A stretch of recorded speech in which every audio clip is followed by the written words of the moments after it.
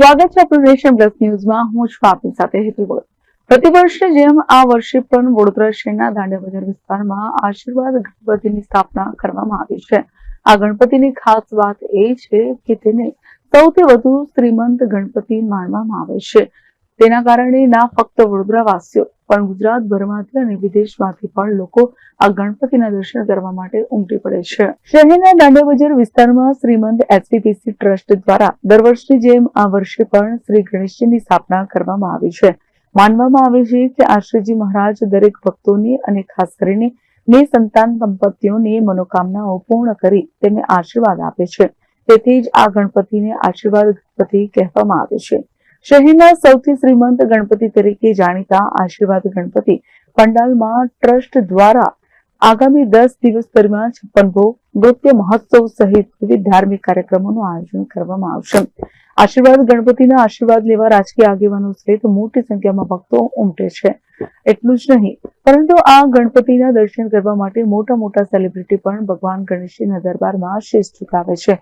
અત્યંત ધાર્મિક વાતાવરણમાં ભગવાન શ્રીજીનું સ્થાપન કરાય છે અને રોજ મોટી સંખ્યામાં ભાવિક ભક્તો બાપાના આશીર્વાદ મેળવવા માટે આશીર્વાદ ગણેશજીના પંડાલમાં પહોંચે છે। એસવીપીસી ટ્રસ્ટના મેનેજિંગ ટ્રસ્ટી હરીશ તુમાડે આશીર્વાદ ગણેશજીના મહાત્મ્ય વિશે જાણકારી આપી હતી। વિશ્વભરમાં જલ્લોષ સાથે ગણપતિની આગમન સવારીઓ થઈ અને આજે બધે જ પંડાલોમાં અને વિશ્વભરમાં ગણપતિની પ્રાણ પ્રતિષ્ઠા કરવામાં આવી અને વિશ્વભરની અંદર જે ગણપતિ ઉત્સવ થઈ રહ્યો છે એની પાછળ ફક્ત હિન્દુ સનાતન ધર્મની ભાવના છે અને આની પાછળનું મુખ્ય ગણપતિ ઉત્સવ આ બાળ ગંગાધર તિલકે શરૂઆત કરી હતી પુણેથી।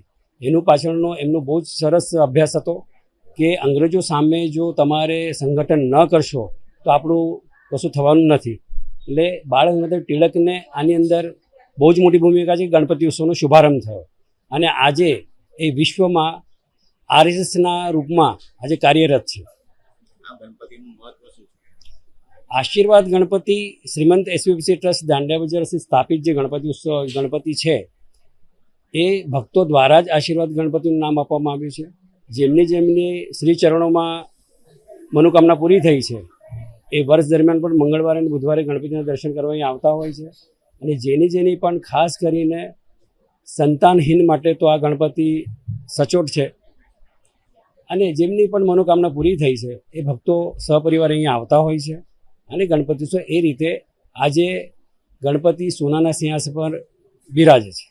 એ ભક્તોનું જ આપેલું અને ભક્તો દ્વારા જ કરેલું છે। અત્રે નોંધ્યું છે કે વડોદરામાં આશીર્વાદ ગણેશ ખૂબ ચમત્કારિક મનાય છે અને એમાં આશીર્વાદ મેળવવા માટે દરેક ભક્તોની પહેલી કામના હોય છે। ત્યારે આશીર્વાદ ગણેશજી વડે મનોકામના પૂર્ણ થતા ભક્તો દ્વારા અપાર દાન કરવામાં આવે છે જે ખરેખર ઐતિહાસિક છે।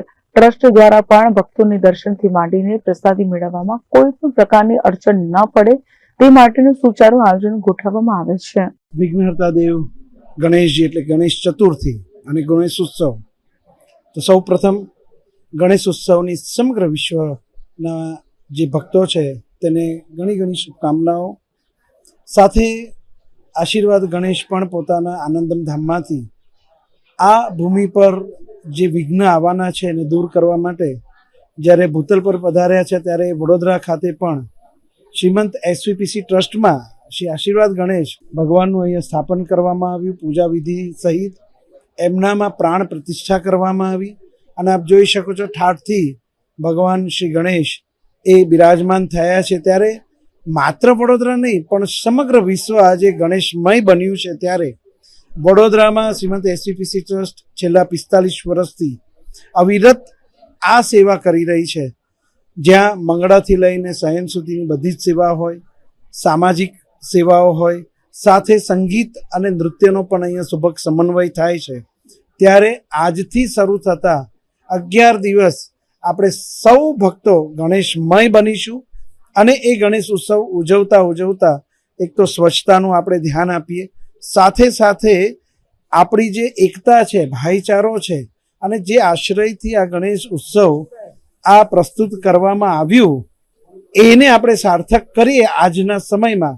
એ જ આજના દિવસે વડોદરા શ્રીમંત એસવીપીસી ટ્રસ્ટ વતી આપ સૌ ભક્તજનોને એવી પ્રાર્થના છે કે બસ આપણે સૌ એક બની આપણી સંસ્કૃતિને સાચવીએ.